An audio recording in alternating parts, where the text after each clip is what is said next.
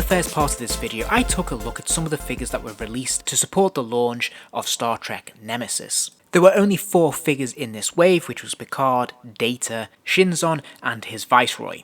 The film would ultimately be poorly received, both critically and in terms of box office return, so it seemed highly unlikely that we'd ever get any other figures dedicated to this film. But surely enough, a few years later, Asylum, or Diamond Select, because they'd taken over the license, picked up the remaining characters from this film and produced them in the 7-inch scale.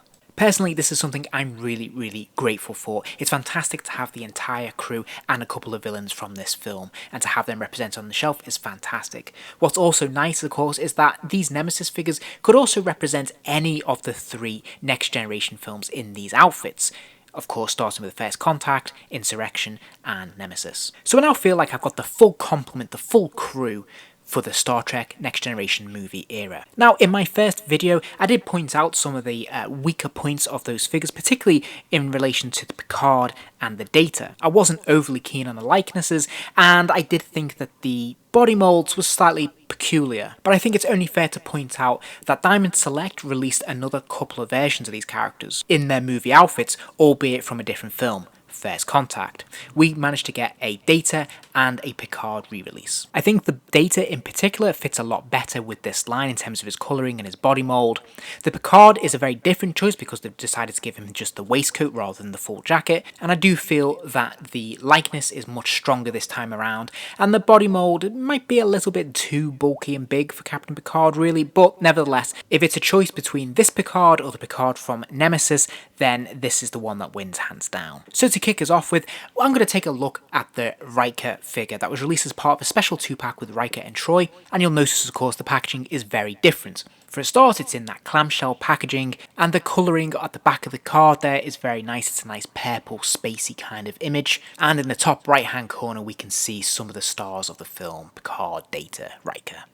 We can also see some of the little bits and pieces these figures came with. You'll notice there's a lot more here than in that initial first wave of Nemesis releases, which really just came with 1 accessory per figure. Here we can see phasers, phaser rifles, all sorts of data pads, and they also come with transporter-like stands.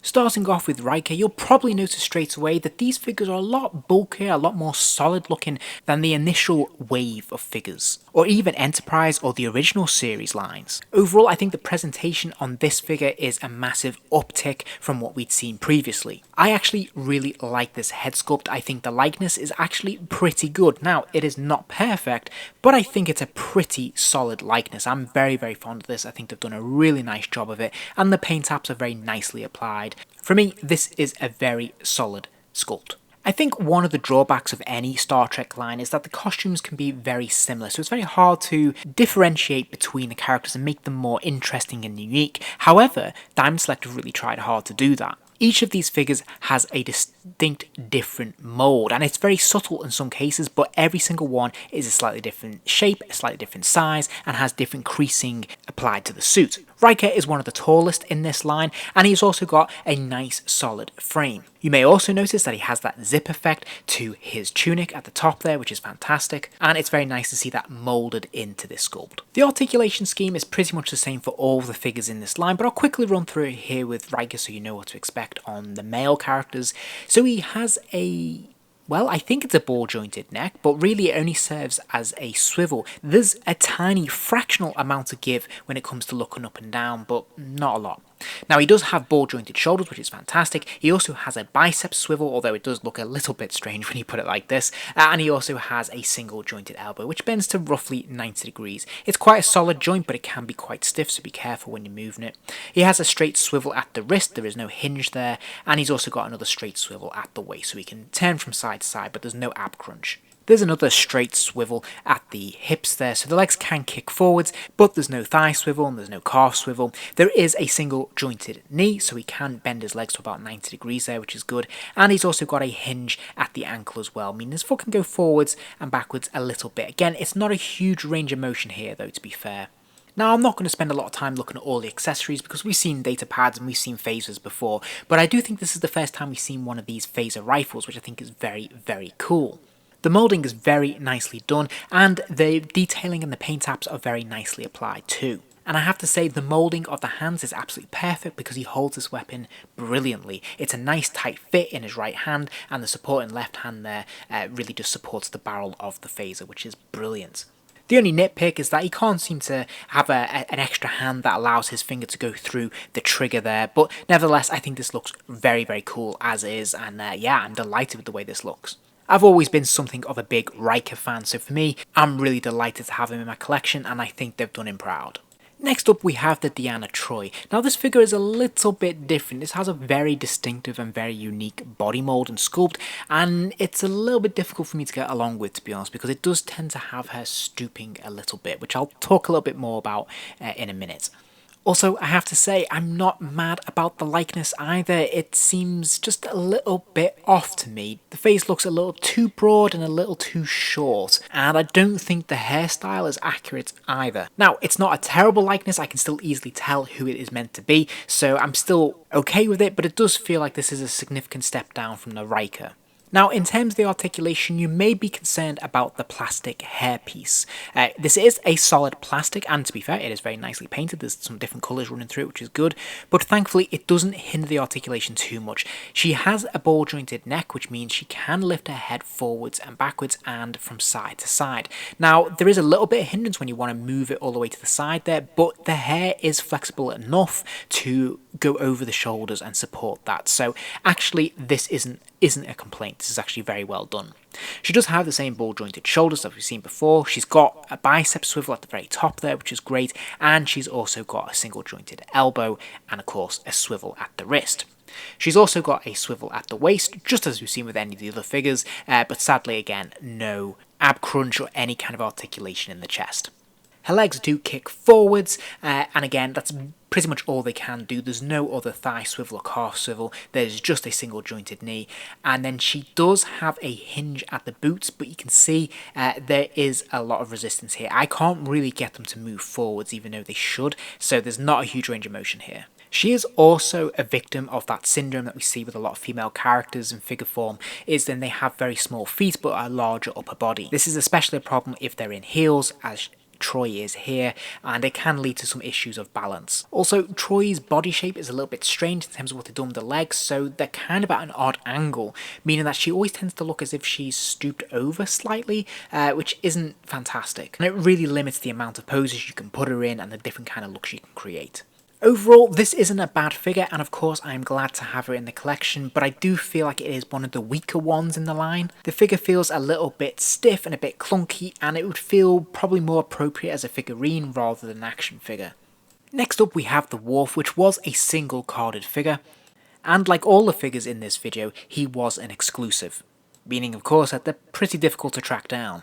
Straight away out of the packaging, he is a very nicely presented figure. He's actually the tallest in this line, which is entirely appropriate, and I think this head sculpt is fantastic. Now, in terms of the likeness, I have to say, when it's put against a photograph like this, it actually doesn't look that accurate, but I do think they've done a really good job of this. Now, in truth, what I think they've done is just recycled the mold that they used for the Next Generation TV series version of this character. But to be honest, I'm fine with that because I do think that this is a very good sculpt regardless, and I think for me it definitely captures what I think of when I think of Wharf. So I think this is perfectly fine. In terms of details, of course he does come with his sash there, which is a loose rubber piece, but it's nice and solid, and the detailing on this is very nicely done, and I think the paint apps are very well applied. There's a nice darker grey running through this to make it look more lived in, more real, more authentic, and it looks really very, very good. Now, you might be forgiven for thinking they've just recycled the Riker body here, but actually this is a completely different sculpt. For a start, it's taller and broader, and when you stand them side by side, you can see that there's very subtle differences between the two moulds, and the fact that there's different creasing running throughout their costumes. Not to mention the very subtle differences in their collars. But the differences are probably best summed up when we look at the legs. You can see here obviously that Riker's legs are a little bit taller and a lot slimmer, whereas Worf's are a bit more muscled and bulkier. Now you might be wondering about the articulation when it comes to the head, especially with that ponytail there, but I'm pleased to say it is a soft plastic, so it holds firm, but it doesn't hinder the articulation whatsoever. Now Wharf does have that ball jointed neck and he can spin his head from side to side with no problems, no hindrance from that ponytail, but he can also wobble it up and down a little bit, not a huge amount, but a little bit. Another first in terms of accessories is Wharf's bazooka. Again, this is very nicely sculpted and there's some nice paint apps on this as well. Although I'm not entirely convinced by the scaling, and I have to admit I don't remember Wharf using this in Nemesis, unless I've just forgotten the scene in which he uses it. I do remember him having it in Insurrection, but at any rate I'm not going to complain for having this because I think it's a very cool, unique prop. But if I was going to nitpick, I would say I do have one issue with this, and that it doesn't seem to really fit over his shoulder. It just looks a little too short, like it doesn't quite make the shoulder there. If you persevere with it and kind of force it into place and really bring his arm right up close, you can just about get away with it like this, but really it looks as if that should fit nicely and snugly onto the shoulder, and it doesn't really. But as I said, that is nitpicking. I do think this is a very cool prop and I think it looks very distinctive and interesting and just adds a different flavour. So I'm really glad to have it and I think they've done a nice job with this figure overall. For me though, no Wharf figure is ever complete without at least a bat'leth. Thankfully, there's been no shortage of Klingon figures across the years from this line, so I was very happy to be able to put one of these in his hands, and it looks fantastic. So I now feel like I have a pretty definitive Wharf figure from this era, which is fantastic. Next up we have Crusher, who again was another exclusive and also utilised the same packaging for the rest of this wave. And just like Troy, she also suffers from some of the similar issues, so the body posture is a little bit slanted to one side, making it a little bit awkward to pose. Although she does stand a little bit firmer and a bit more easily. The likeness this time around is pretty weak. Again, I feel like they've just reutilised the mould from the TV series version of this character with a very slightly different paint scheme. As a result, the character looks significantly younger than the actress does in the film, and it just doesn't look quite right. And sadly there's some real issues with the articulation in the head because of the hair sculpt. It is one solid hard plastic piece and there is absolutely no giving it. So whereas at least with Troy she could bend her head and the hair would move with it, that cannot happen here. So Crusher struggles to even turn her head to the side, let alone move her head up and down. And as I mentioned before, the sculpt of the leg seems to be leaning her towards one side, which means of course that she is quite limited in terms of the amount of poses that you can put her in. On the plus side though, there's no problems, no hindrance with her ankle articulation. These are able to move up and down very easily and quite freely. I did think it was worth doing a comparison between the Troy and the Crusher figure so you can see again how unique and how different these body moulds are and how they've really taken that into consideration when they've been sculpting these. So I think they've done a really nice job to make sure that each figure is distinctive and individual and true to the characters. Finally, we have the Geordi LaForge, and this figure is very surprising for lots of different reasons, most notably because it's quite a fair deal shorter than any of the figures in this line. And the second issue is the head sculpt. It's difficult to take to at first. I'm so used to seeing Geordi, of course, with his visor on from the TV show, and of course he did have it removed and he had those optical implants instead in his eyes in the films, but somehow whenever I see this figure I struggle to recognise it as Geordi, and that's partly because of the visor, but also because the likeness I think is very strange. I can definitely see elements of LeVar Burton in there, but it doesn't look quite right to me. LeVar Burton seems to have a shorter, rounder kind of face, whereas this seems a bit elongated and it just looks a bit off. Once again, he has a completely different body type and different mould, which is fantastic, and you'll notice here that he doesn't actually have the zipper either moulded into the suit. One of the big wins for this figure though is the ball jointed neck, which actually has a decent range of motion when it comes to looking up and down as well as from side to side, certainly one of the stronger ones in this line. But one of the things that I find really striking about the figure is the complete difference in height and scale of Geordi versus the other figures. So if we put him against Wharf, who's the tallest, you can see there's a huge difference in height between these two. And then even here against Picard, he's even a good deal shorter than Picard here. And I've got to be honest, that's something I've never really noticed, either in the TV show or in the films, that Geordi was significantly shorter than the other characters, but I guess he is. One of the things I wanted to address with this line is the inconsistency in the shoulder pads and the colour palette, because you'll notice that it does change massively between characters. Now, particularly in that first line, which is almost like a sort of lilac kind of colour, versus the more battleship grey colour of the later releases. But even amongst these later releases, there's still inconsistency. We can see with Troy that she has that sort of slate grey on the shoulders, whereas the Dr. Crusher actually has a bit more hint of blue, whilst the Geordi LaForge has even more of a bluish tint going on there as well.